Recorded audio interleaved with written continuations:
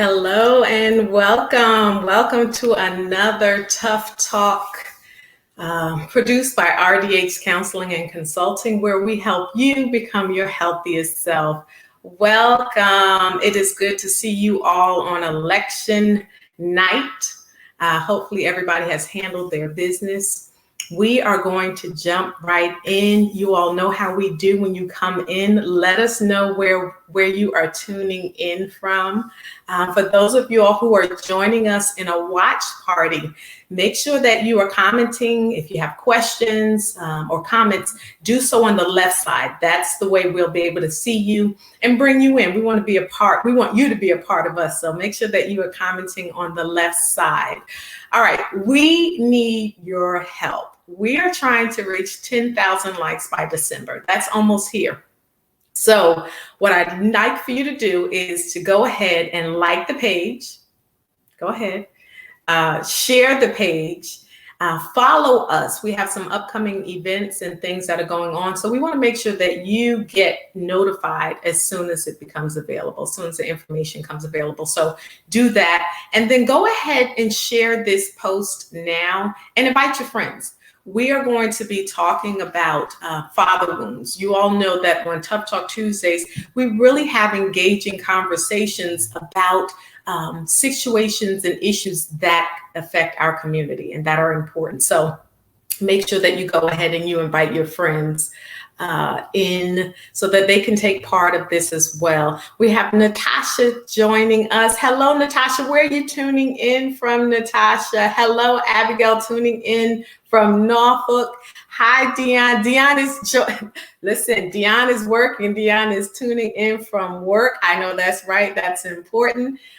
Welcome, welcome, welcome. Share the page, like the page, and invite your friends in on this conversation. So tonight, as you all can see, we have a very special guest with us as we talk about father wounds, as we talk about this very important conversation. A couple of shows ago, we talked about mother wounds. And from the feedback that we got from you all, it was very impactful because a lot of us are dealing with wounds that have not been healed. So today we're going to be talking about father wounds, what that looks like, how it impacts you, but most importantly, how you heal from it so that you don't have to go through life continuing to be traumatized, continuing to be dealing with pain and hurt. I share with my clients all of the time that a wounding or trauma is like wearing no shoes, walking, stepping on a huge piece of glass and continuing to walk and wondering why you're in pain, why you're not able to run or move as fast, and why there's blood everywhere. Why am I, bloody all over the place? It's because we have woundings that we have not addressed. We have not looked to see what the impact is. We have not looked to see how we can heal from it, bandage it up, and move forward. So tonight we are going to do that. We're going to talk about father wounds and how we heal from that. Hey, Olivia, we have Olivia joining us from Hampton. Welcome, Olivia. Rosalind joining. Hi, classmate. Rosalind, where are you tuning in from? What city are you joining us from?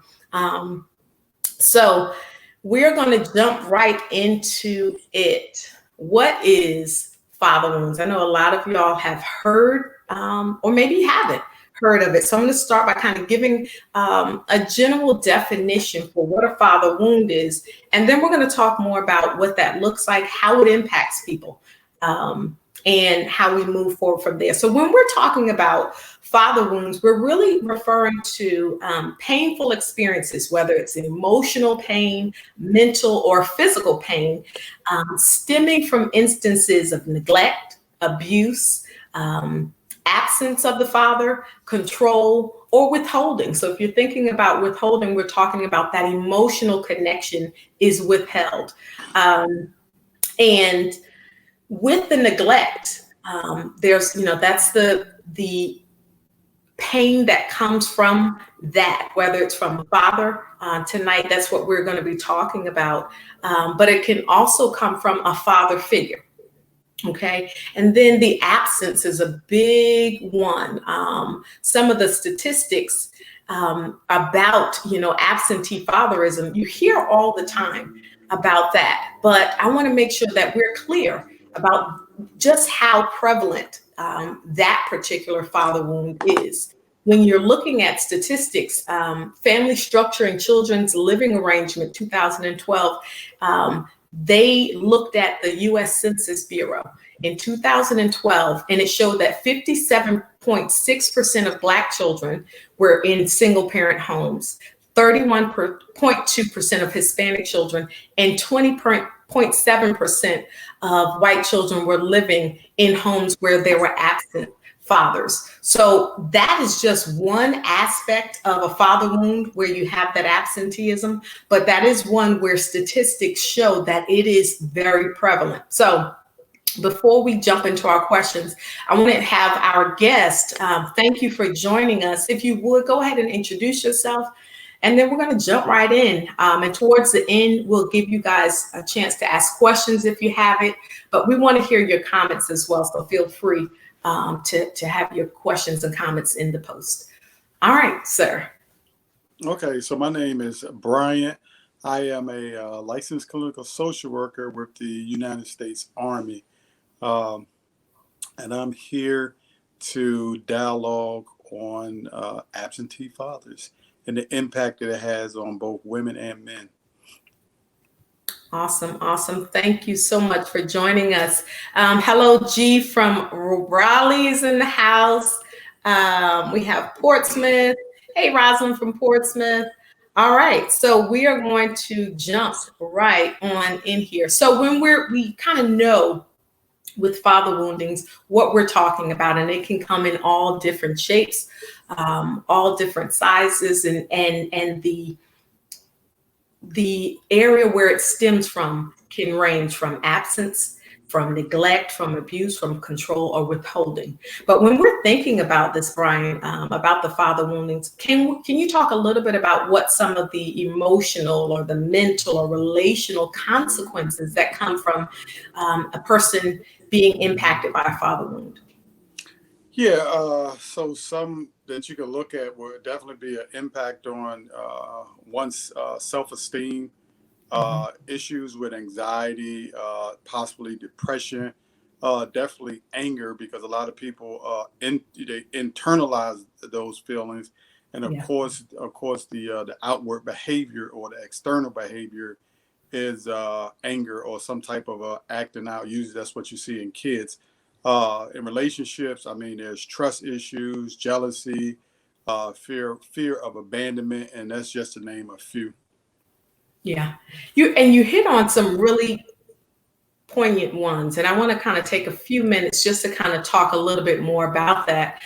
When we have the father wound, right? So we know that the role of the father is to provide protection and to give identity. And then for men, a father role models for you what that looks like, how you are a man, what you do, what you don't do, what is, they normalize the behavior.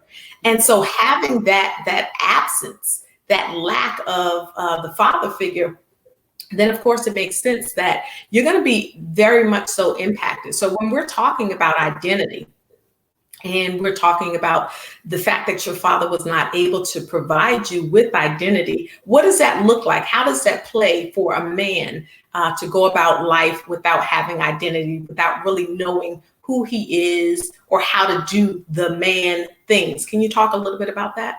Yeah, and I think you hit it with. I mean, I think it's very important for one to know yourself and to be. I mean, to be comfortable and Yeah. confident with yourself. It's definitely going to have a tremendous impact when you start talking about relationships and not knowing who you are and not even knowing how to guide that relationship or what that relationship looks like. And most of the time, not all of the time, but most of the time, that relationship is going to be an unhealthy relationship because usually unhealthy people seek out other unhealthy people. And I mean, Yeah. they don't do it intentionally. It's just something that they do um, subconsciously. Yeah. They seek out, other unhealthy people, Hmm. and that's the making of a dysfunctional relationship. Yeah. And you hit it right on the head. We often do attract the same level of dysfunction. It may not be the same type of dysfunction, but if you are unhealthy, then you do tend to attract that same level of dysfunction. Hey, Helen is joining us from Richmond. Welcome, Helen. And Cynthia joined us from Norfolk. We are talking about father wounds for those of you all who have just joined, and we're talking about father wounds, and we have identified some of the ways that this trauma impacts individuals, whether it's you didn't have a father that was able to give you identity and provide that protection. So we talk about in therapy core beliefs.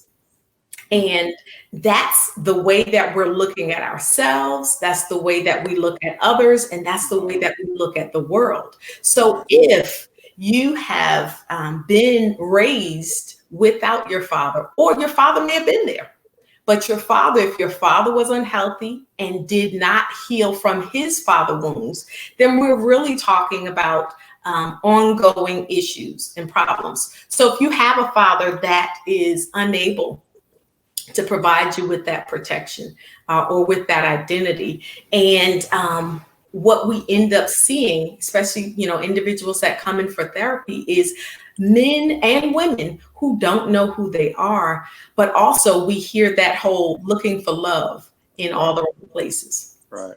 Yeah. When we're talking about women, and versus men, would you say that there's a difference in how a man versus a woman might be impacted by a father wound? Uh, I think there's, I think there is a slight difference, and I won't generalize, but I'll say some women are emotion, they're emotional beings, so they're impacted, from my opinion, from a emotional standpoint, Mhm. whereas men tend, and women do it sometimes too, but men more so internalize it because there's a stigma on men. For one, you don't show feelings, you don't express feelings. So if society is telling you that, then the only thing you know is to internalize those feelings. And as Yeah. we all know, when you internalize unhealthy feelings, that usually turn into anger and destruction. And usually, you'll see that early on in one's childhood. Mhm. Um, with school behavior, conduct. I mean, Mhm. it's there, and a lot of times we don't identify it as such. We look at other things, and then what we start to do is we start to sedate the child instead of trying to manage the Yeah. problem. Yeah. Yeah. And I think you hit that thing right on the head where, a lot of times that's how it's dealt with. The anger, the frustration, it's not really, you don't get to the root of it. You just, Right, oh, we've got to, silence this kid. We've got to, right, medicate this child instead right, of saying, okay, let me look at a little bit deeper. And right, we do know that children of color tend to be the ones that are not really understood and or provided the support and the treatment hmm that they need. hmm Now, I want to talk about, we're talking about the differences in how women versus men are impacted by father wounds. Um, let's kind of talk a little bit more about the female, right? So when we're talking about a female who is not affirmed by her father and is not provided protection by her hmm father, is not given identity by her father because of this wounding, what does that look like as an adult? What might this woman look like, behave like? How could someone who is maybe not even fully aware that they have a father wound, how right. might they know? How might they behave? What does that look like? Well, some of the things that you may see is women tend to venture into different relationships, very unhealthy relationships. They tend to seek out unhealthy mates. Mhm. They move from one relationship to another without allowing themselves to heal, Yeah. because of the impact of abandonment and the Yeah. feelings of abandonment and not wanting to accept or deal with those feelings of abandonment. And, sometimes the thought is, if I have someone there, I don't Mhm. have to deal with, what's going on with me internally. Yeah. Also, there's a lot of anger and rage Yeah. with women. And I hope your viewers don't turn on me. But, when you're in relationships, and I've been in relationships with women who have had those type of issues, and I'll tell you, it is very exhausting, Mhm. and they will suck the life out of you because they're Mhm. very needy. Yeah. And a lot of times I don't think that they even see that, that they're very needy. The trust issue is Yeah. huge. So you're constantly answering questions to make them feel comfortable. So those are some of the things that I've experienced, I've experienced myself. And I knew I kind of knew what was going on because hell, I'm a therapist. But Mhm. if I'm in a relationship, I don't want to be your therapist. I just want to be a Yeah. client. So, so for me, I already know from the beginning that that's an unhealthy relationship. So I need to detach myself from that. So, I think one of the biggest issues with regards to women is that fear of abandonment, Mhm. that fear. Mhm. And you're hitting, and so they are definitely agreeing with you. Natasha is saying that is facts. So definitely they are agreeing with you. You're hitting it right on the head. A lot of times, and even for the clients that come in for therapy, you find that a lot of times that fear, I want to talk a little bit more about that fear of abandonment and what that looks like, how that plays out. So women, we're going to take a little bit of time just to talk about that, what that looks like, because sometimes people aren't aware that I'm afraid, right? Mhm. So when we're talking about fear of abandonment, right? So if your father abandoned or was not there, then a lot of times what that looks like is when you get into a relationship, if in the back of your mind, one, you already have there's a false narrative. Remember, we talked about core beliefs. So if you haven't been fathered properly, and that's really what we're talking about, is being fathered properly. If you've not been fathered properly, then you are coming away with the false belief that you are somehow flawed, that something is wrong with you, that you're not valuable, that you're not good enough, right? So that's the lens that you're looking at life through, and you have been abandoned. Then when you do as an adult get into a relationship, like you were saying, Brian, it is so easy for women to be clingy because I want you not to leave like what happened to me before. Right. And so a lot of times that comes out as control, right? So I am going to control the situation, control you because I don't want you to leave me. I'm afraid. And it Right. sometimes comes out in control. Go ahead. Right. And you hit it. And yes. So, and when I'm with my patients, this is what I try to get them to look at, because it's not the man that you're trying to control. Yeah. It's the pain that you're trying to Yeah. control. Yeah. It's not the man is just the external factor. Yeah. The pain is the internal factor. Yeah. This is what hurts when you leave. So this is what, in essence, this is what I'm trying to control. I don't know it, Hmm. but that's what I'm trying to control. I'm trying to control this pain because I've never dealt Yeah. with it. Yeah. But I know that it's there, but I've Yeah. never dealt with it. Yeah. And that's the key. I'm going to bring in a couple of comments, but that is, I mean, you hit it right on the head. Wanting, because as a child, you were not in control, right? Your dad left or whatever happened. And we're kind of specifically speaking for right now about, absence. But if dad left and you couldn't control it, we oftentimes make what's called an inner vow. And that might sound Yeah. something like, I'm never going to, or this is never going to happen to me again. And sometimes those inner vows are subconscious. So, like what you were saying, Brian, you hit it right on the head that oftentimes I want to control. I don't want to be hurt. I don't want to be Right. in pain anymore. So I'm going to do some defensive things. I'm going to put a wall up, or I'm going to try to control every single thing. Yeah. I might have a million questions because I don't want to be hurt again. Right.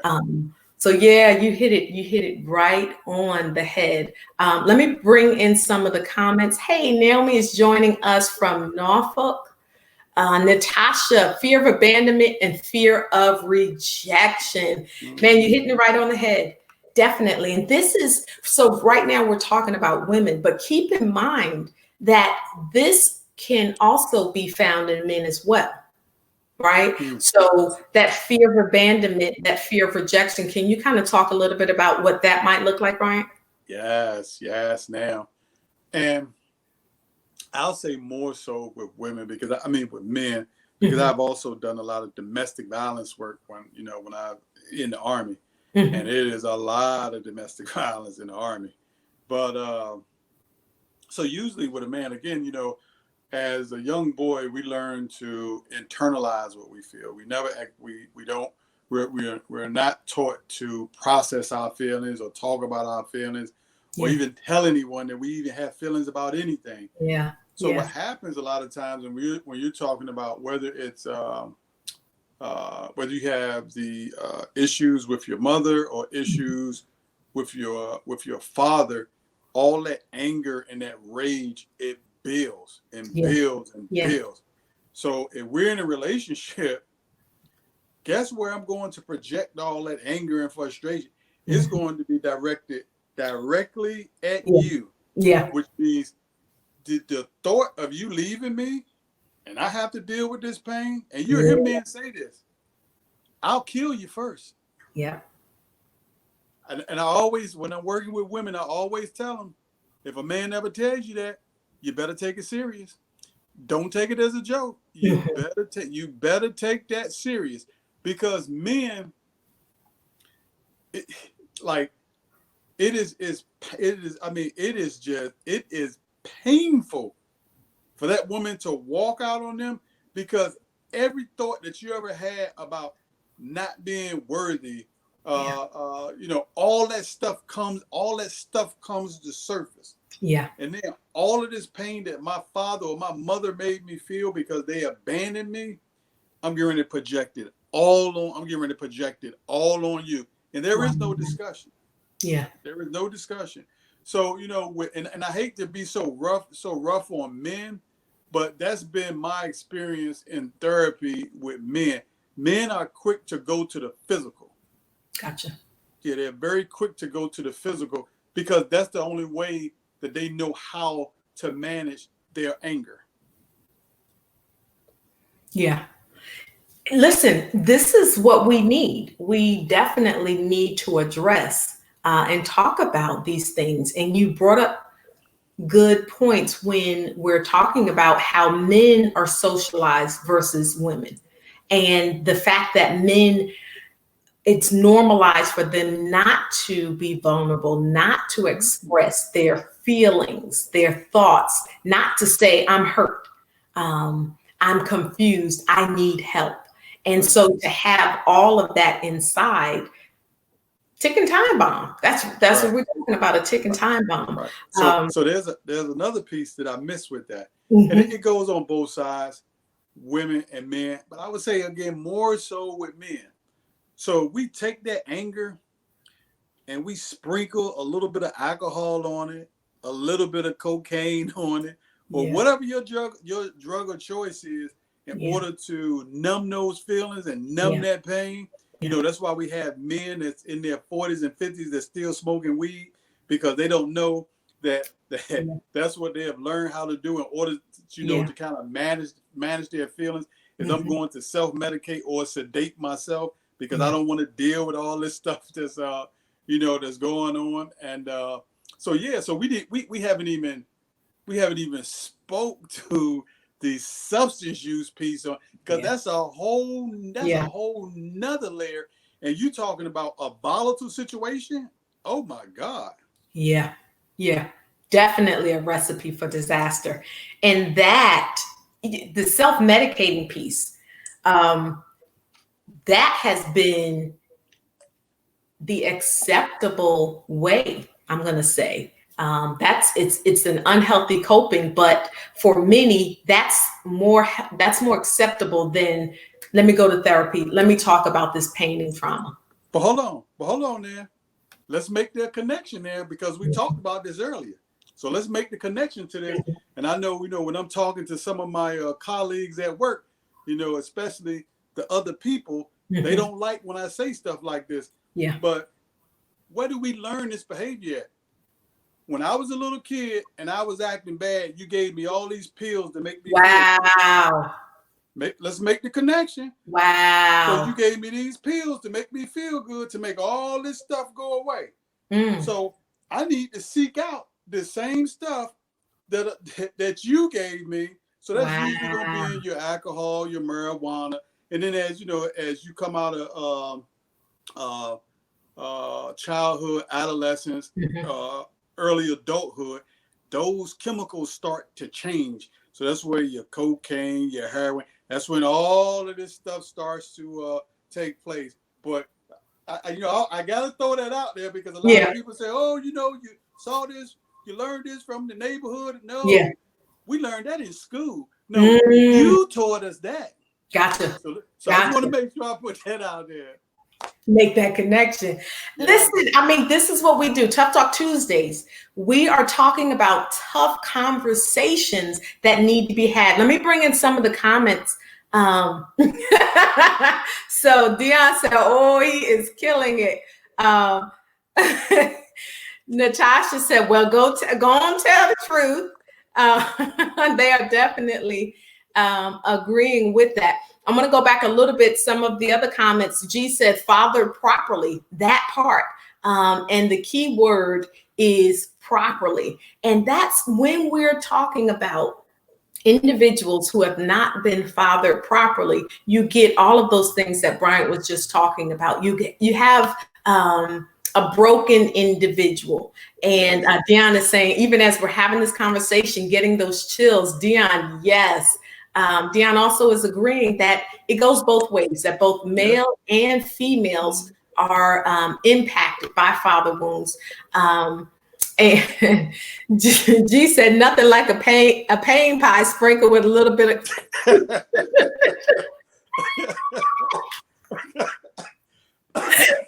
Now we're laughing a little bit, just to kind of lighten it up. But when you think about it, I want to paint this picture, because this is what people are dealing with, but sometimes don't have languaging for it. So we're really talking about broken and hurt individuals who have internalized it, are holding it in, don't know how to deal with it, really don't know the word to express what they're feeling. And now that young little person who's hurt and wounded is still there as an adult. Yes. And so the way to try to deal with it is, whether it's sprinkle a little crack, whether it's drinking, whether it's sexing it away, trying to get rid of that hurt, trying to get rid of that pain. And Rosalind is saying facts. Drugs form a control over our children versus helping them to heal. So she's agreeing with your comment earlier that was the go-to method. Instead of addressing and healing, it was, let's put them on this type of drug, put them on this medication. And the other piece of that, we're not going to go into it, but the other piece of it, there was a push and drive for it because there was finances connected to it. We're not going to, not today. Don't get me started. Not today. With the pharmaceutical companies, girl, don't get me started. Not today. That's another Tough Talk Tuesday conversation. Don't get me started. Yeah. Dion said, and I want you to speak to this a little bit. Dion said, we're not taught how to cope or react properly. So if there's pain, and I want us to go a little bit with that, I'm going to take it a little bit further. In relationships, if an individual is in a relationship and hasn't learned how to cope, deal properly, what we're really talking about is we are being re-triggered, because really it's not even what's going on in the current relationship. Right. it's reminding us and it's re-triggering us Exactly. of the childhood, of the Right. pain. But do you Right. agree, disagree with what Deanna is saying about the fact that, not being taught how to cope or to react properly? Yeah, absolutely. But like if I don't have that person there to teach me, where do I learn it from? Yeah. Yeah. What and that's the scary part, because I'm going to learn it from somewhere. Hmm. So where do I learn it? Where do I learn it from? Where do I learn it from? And Yeah. there's a lot of unhealthy things out there. Television, peer groups. So, I mean, yeah, if I don't have that father figure Yeah. or that mother figure, someone's going to have to teach me that. I'm going to learn it from somewhere. But most of the time, because there's no guidance, Hmm. whatever the behavior is going to be deemed as unhealthy. It's going to be some type of unhealthy behavior. It is, Yeah. until we are able to identify that this is a problem. I mean, a lot of times the piece, and you just alluded to it a second ago. What we're talking about is we're talking about trauma. Yeah. We're talking about someone who has been traumatized. Yeah. Like that's what you're talking about. And not only have they been traumatized, and you just said it when you said re-trigger, but you've been traumatized over and Yeah. over and Yeah. over That part. again. Yeah, and then you try to figure out, why, once you kind of get them at adolescence, and you try to figure out, why this child is off the chart. Okay, and I always tell, the mother uses the mothers that I was working with. Let's go back to the childhood. Yeah. Let's look and see what happened in the childhood.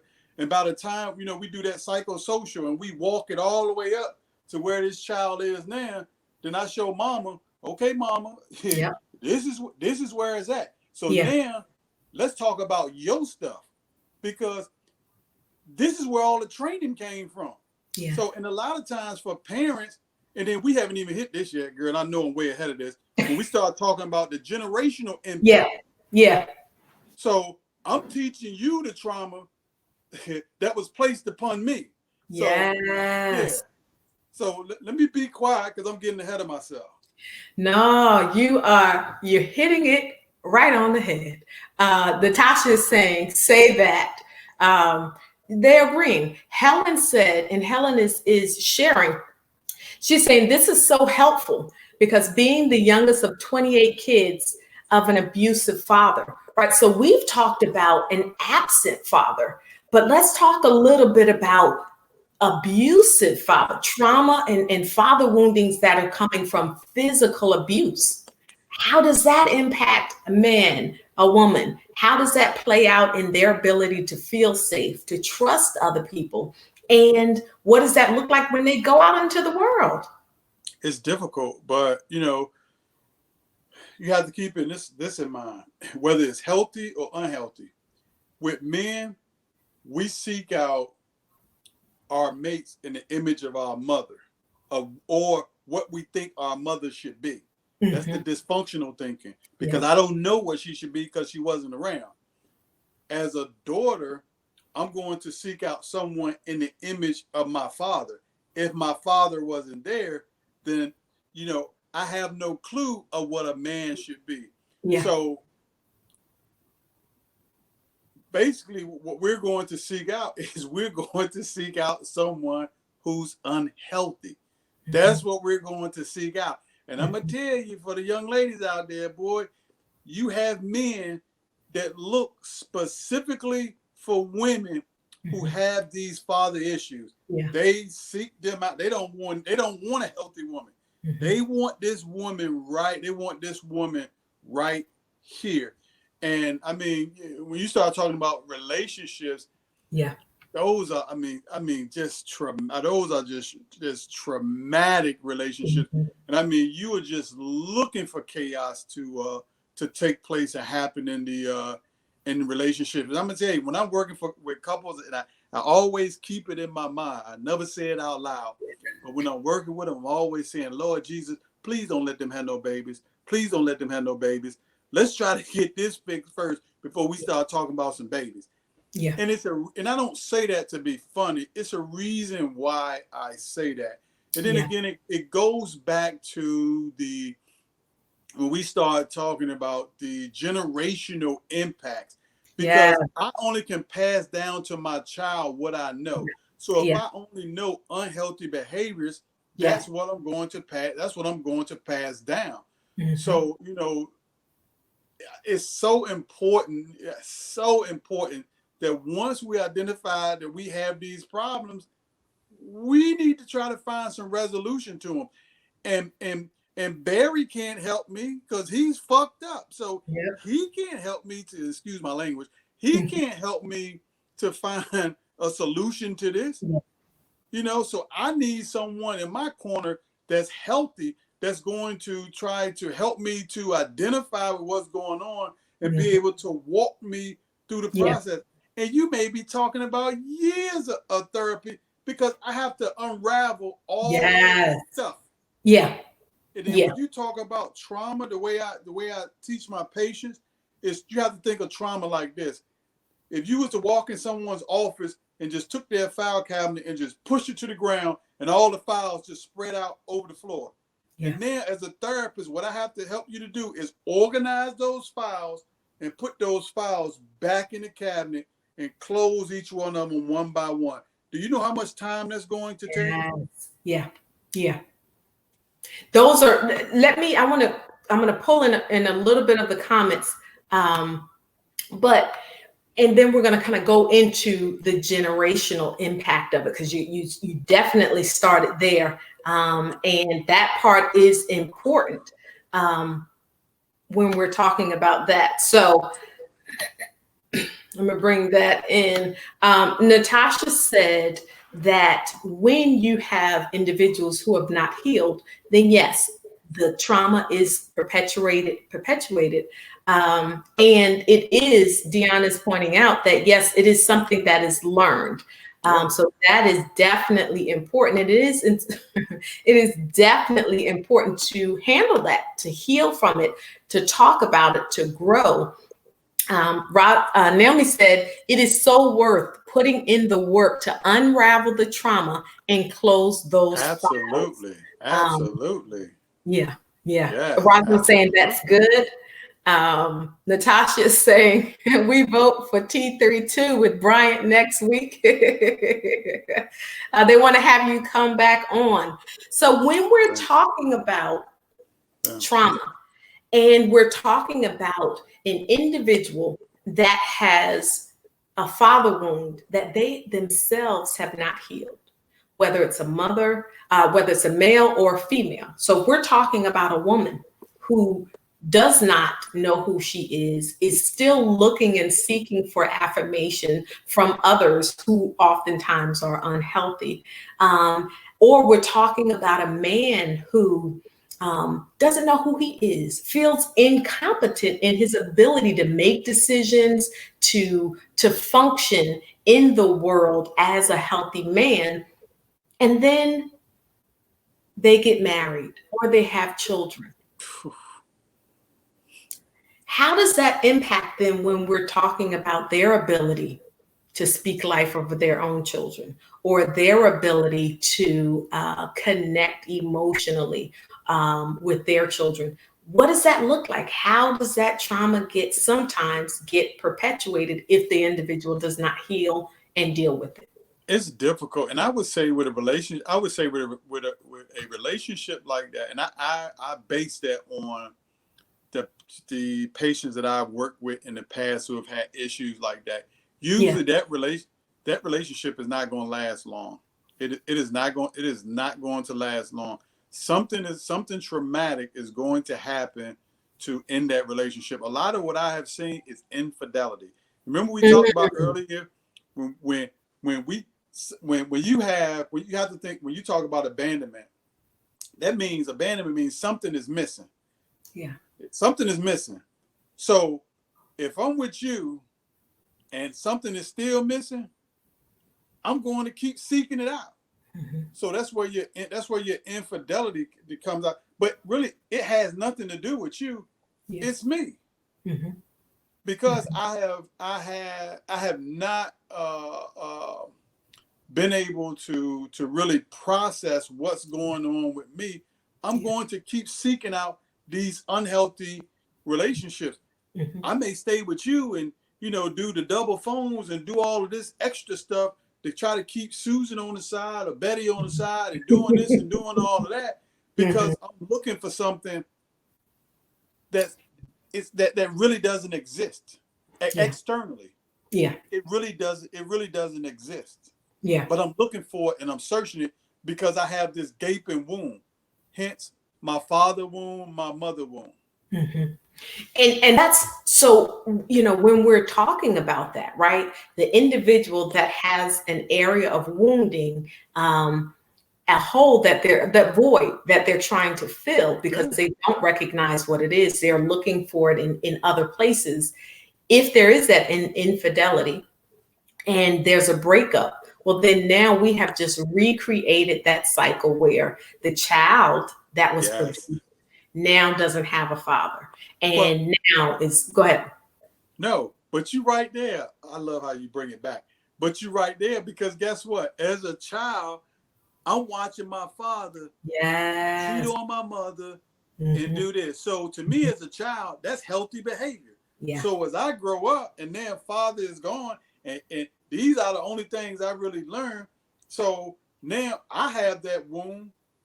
So now I have my girlfriend, but I'm seeking out all these other unhealthy relationships. Mhm. Again, because that's the behavior that my father passed down to me. And of Mhm. course, the behavior was unhealthy. So again, we start talking about the generational impact. As an unhealthy father, the only thing I can pass down to my child is Mhm. unhealthy behavior.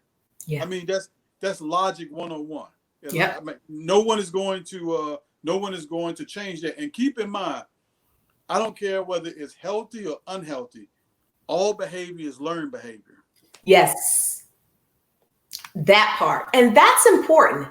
When we are thinking about and we're looking at the impact of the trauma, sometimes there is the desire to place blame, but it is important to remember to recognize that these are learned behaviors. Now, it can be unlearned. And for individuals like Natasha agreeing with you that they're trying to fill that hole rather than healing from it, that's Right, our first step. Let's heal right, from it. Let's address it. Let's right. heal from it. And whether people are using drugs, to cope and to deal with it, or they're using food to try to fill that emptiness and that void, because they are looking for that fulfillment. They're looking for that validation in all the wrong places. It is important for people to take that time to heal, to address it, to deal with it, so that we don't have some of these things going on. Mhm. And I'm gonna bring in a couple of comments. G is saying all behavior is learned behavior. Yeah. Ryan for president 2020. You have been nominated as the therapist of the year and also Yes, yes. And I'm giving everybody $10,000 once I make it to the White House. there yes. But this is, and thank you for that humor. Yeah. This is definitely, let's unvote and revote. Ah! But that generational trauma. So, there are times where you can look at the whole family. I remember working in the criminal justice system, and we would see the grandmother, we would see the mother, we would see the child, or the granddad, the dad, the son, then the great, and you would see unhealthy just kind of continue because Let of me what you're let me mentioning. let me bring you back. The genogram. Yes. Talk a little bit Yeah. about that for people who don't know what a Yeah. genogram is. Can it share a little bit about No, that? the only thing that a genogram is, it's just an illustration of everything that you just said. So usually what we'll do is we'll put the family on a piece of paper and we'll track it back to, first generation, second generation, third generation. And then we'll look at the different patterns of behavior Yeah. within the family, but it's actually illustrated on Yeah. a piece of paper, which we call the genogram. That's exactly what it just took me back to my college days Mhm. when we used to have to put we was doing case studies and we Yeah. would have to do the genogram. Very interesting, but it allows you the opportunity because it's different as we talk about it. Being professionals, I mean, you can kind of put a genogram in your head within 5 minutes of having a conversation. But Mhm. as a student, when you start to really break it down, especially when you start doing it with your own family, and Yeah. you start breaking that stuff down, and you Yes. like, Yeah. oh snap, oh God, yeah, Mhm. and then it makes you, just kind of want to make changes. What I see, this pattern of behavior, I need to change this to Yeah. break this Yeah. because this is a pattern of unhealthy behavior. So I'm sorry for distracting you, but it No. just made me think of the genogram. Yeah. Yeah. And that you're kind of leading us into it when we're talking about father wounds. We've talked about how it impacts both men and women, how it plays out, whether it's in relationships, whether it's in your self esteem being impacted, whether even from a young child having the anger and the hurt, really, but it coming out in the form of aggression. And then as adults, getting into unhealthy relationships because you have not healed from those woundings. Let's talk a bit now about, okay, we know what it is, we know what it looks like, we know how it impacts people. How do we heal from it? Because I think that's most important, right? If Right, for our audience that's listening and they may say, yeah, that's me, like I do have that. right. What's next? What's the next step? How do we heal from this? How do we organize the file cabinets, put things back in there nicely? Where do we start? How does that process begin? So with me, and there's different modalities that you can use. So mine, I use prolonged exposure because you're talking about trauma. Mhm. So what I want to do is I want to recreate the narrative. Let me see exactly what that trauma narrative, what it looks like, and let's go through the trauma narrative and let's discuss it. So now once we go through the trauma narrative and we identify the old narrative. So what's Yeah, the old narrative? I am unworthy, I'm yeah, stupid, I'm incompetent, yeah, I'm unloved, I'm unlovable. So that's the old narrative. So as a therapist, if I'm asking you to give this up, I need to be able to replace it with something else. So yeah. now we're going to create the new narrative. The Mhm. new narrative being I'm loved, I'm forgiven, I'm accepted, I'm worthy, I'm redeemed. Once we Mm, finish therapy and once we get you in that happy place, yeah, now I'm redeemed. So, in therapy, there's a lot of different protocols that you can do, and it just kind of depends on what your area of expertise is. I mean, you can even go into, you can do some CBT, cognitive behavioral therapy, and just kind of focus in on the thought distortions. And what are those thought distortions? What are those thought distortions? Where did they come from? Okay, yeah, let's explore that. And then you explore that. We go back, then we work it back up. So now again, I'm trying to remove those thought distortions. yeah, Now I have to replace them with that positive self-talk. yeah, So again, going back to what your question was, okay, Brian, what is it that we can do? Individual therapy. I mean, individual therapy is huge. It's yeah, huge. And if I can't echo this enough for Black men, it is huge. And you will be surprised at what yeah. therapy. I know I've been in and out of therapy myself, but I've been Mhm. deployed 3 times. So, I got a little bit of craziness going on from some of the things that has happened out there in Afghanistan and some other places. But, working with some of the therapists that I work with have helped me to be able to kind of manage some of the things that I've kind of gone through and some of the things that still impact me, kind of impact me, to this day. But, for some reason, Black men are so afraid of therapy. Therapy is like the boogeyman. So Yeah, it goes back to what we were taught as little boys. when you're running and you fall down as a little boy, you scar your knee up, and your mom or your Mhm. dad say, "Get up, don't you cry, you a Right, you better man. not cry. Get up, you better not cry. Don't show anybody, that Uh-huh. you are hurting." That's the message that you're sending. Yeah, Don't show anyone that you are hurting. yeah, yeah. And so when you're talking about that, there's a couple of things that I want to pull out from that. One, right today, what we can do is we can change the way that we're engaging with our children.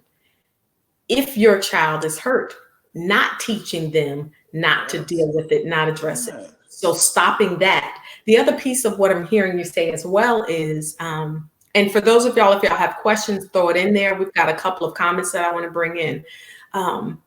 But we're talking about healing, how that works, what that looks like, where that begins. And you mentioned coming to therapy, Yeah. being willing to put aside the pride, the ego, the Yes. stigma, put all of that Yes. to the side and Yes. be willing to come in and be vulnerable and share. Now, it's a safe Yes. space so that you can do it. One of the other things that I want to mention is there is a technique called logosynthesis, and it Yeah. is very effective in dealing with trauma and wounding.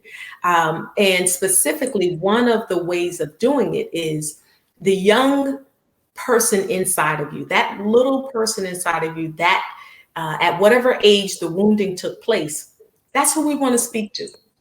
Let's speak to that person, that little person, let them have their voice, let them be heard. And then you, as the adult, can now speak words of affirmation that you wanted and didn't receive. You Yeah. can do that. And so that's another way that healing can take place. Come into Yes. therapy, get that going and address Yes. it so that moving forward, you can do differently with your children. I want to Yes. bring in a couple of comments. Um, One in particular, G wanted you to speak on, if you have time tonight, can you all please talk about what it looks like when a person recovers from the father wound? So after therapy, after healing has taken place, what are some of the signs that you're healed from this type of hurt? What does that look like? How is life different? How are you different? How do you maybe react or don't react to certain things? What's different? What's that look like? Well, for me, like with my patients, what I see is you see the light bulb go off. And it's amazing because I got you there. Yeah. Because you see the light bulb go off and they're like, you know what, Major Massenberg? I shouldn't be with her. Now we've been working for 10 weeks and I've been slowly trying to tell you this, but you see that light bulb finally go off, and it's like, this is not working for me. I shouldn't be with that person, and vice versa, because the same thing, with women too. So vice versa, and you will see that. So for me, that's how I know that they Mhm. have kind of crossed that threshold Yeah. into recovery, if I may say. Gotcha. Uh, and so that's what I see, when I'm working with them. Because for me, I never tell a person you should or you shouldn't. That's your Mhm. choice. Yeah. What I'm going to do is let's look at it and let's put everything into perspective. I Mhm. need you to see all the pieces and all the players and the different impacts that they have. Yeah. So, and then at the end, you make the decision of what's right for you. I know what's right for Brian, but Mhm. you have to know what's right for you. Awesome. Awesome. One of the, let's see, I'm gonna pull in some of the, again, if y'all have other questions, that was a really great question. Um, Brandy said, great approach, positive self-reflection and self-declaration. And that is so important because it's now That's we've got key. to, yeah, we got to That's come key. out of agreement with those negative and with those lies that we There have you go. started to believe. Natasha said, I like to give clients the choice to share the story or not. So maybe we don't revisit the trauma. So if you want to share, okay, but if not, that's fine. We can still heal and move forward and address it with energy techniques. So there are lots of different ways that healing can take place. Right. And it's finding the best therapist that's the best fit for you. Right. So Definitely, definitely. Are there, Natasha said, I've seen an increased awareness too when people heal. They are more present in the here and the now. That Right. is definitely important. Can you speak a little bit to that, and then I'll piggyback off of that? Right. So when she say that they're more present Mhm. with the here and now, so what I see, it kind of goes back to what I was talking about, is you will see a shift within their lifestyle. Yeah. You know, where I was associating with this, now I'm associating with that, Mhm. because people tend to kind of remove the unhealthiness Yeah. from their life, and they Mhm. start to welcome the healthy things into Mhm. their life. Mhm. And it's not just the relationship. People start to look at other things. They start to look at themselves physically, Yeah. and they start to make changes with themselves physically. So it Mhm. starts to open up a lot of things, Yeah. because what you have done is you have changed the thinking. Yeah. So once you change the thinking, it's going to impact the action. Yeah. Yep. And that part of being more present in the here and the now, if you're looking at it relationship wise, when people say things, it's not going to trigger you. It's not going to take you back to that childhood place because you're healed from that. So Right. you are going to be able to be present. And Right. so the person can say, hey, Right. they may be able to say the same thing that your dad said without it making them Right. flash back to that and respond or react that way. Well, you remove. I mean, yeah, you Yep. remove from it. Yeah, you remove Exactly. from it. Yeah. Exactly. Exactly. What other questions might you all have for Bryant in our last 3 minutes? Any questions or any last things, Bryant, that you want to say? Let me ask you this question. We're talking about the importance of it. We also talked about what it looks like after healing has taken place. Mhm. Um, are there, what would be the number one challenge to a person starting their healing process?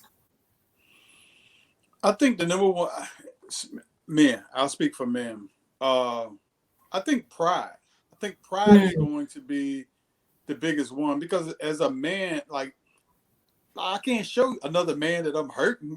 How does that look for me to acknowledge to another man, that I'm hurting, that this is painful, mhm. this is painful to me. Or you look at just the wound itself, and the continuous emotional hurt inside. So Got- really what we're talking about now is we're talking about barriers. And then you're just talking about, with the lies that you have mhm. just fed yourself over and over and over and over again. A Yeah, lot of just misconceptions about just about self and who you yeah, are. yeah, yeah. And Brandy is agreeing with you. She's chiming in. She's saying pride and fear. Yeah, So we want you absolutely. guys to step outside of your pride, step outside of your fear. Um, we only this year, let this year be the year that you decide to get healthier. I'm going to bring in some of the comments. There's also a couple of questions. Abigail is saying, great insight, guys. Definitely an eye opener. Naomi is saying, great discussion. There's a question. Does Bryant see clients in private practice? No, I belong to the United States government, so they won't allow me to do that. But Okay. one piece that I did want to say is that you have to ice. That's ice water.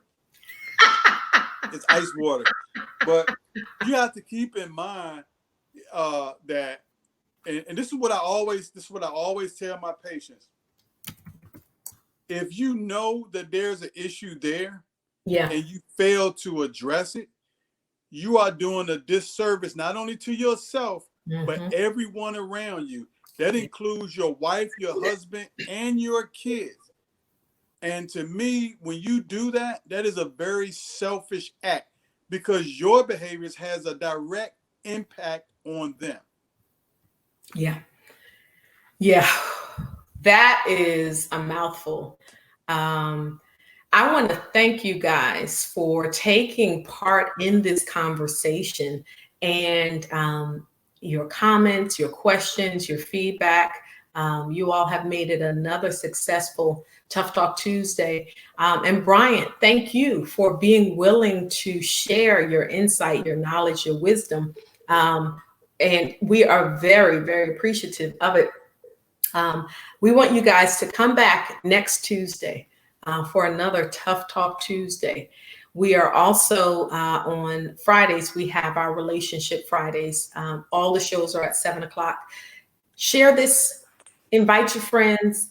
They are saying that you hit the nail on the head. You really did. You really did. Had a lot of good points and feedback, as well as the rest of the audience did as well. Thank you guys. Like and share the page. Invite your friends to watch it, even the replays. Thank you all so much for what you do. Grow, be your healthiest self. If you're looking for a therapist, they have a lot in this area, RDH Counseling and Consulting. We would love to partner with you to help you become your healthiest self. Good night. You all be safe. You all be blessed. Take care. And y'all have a good night.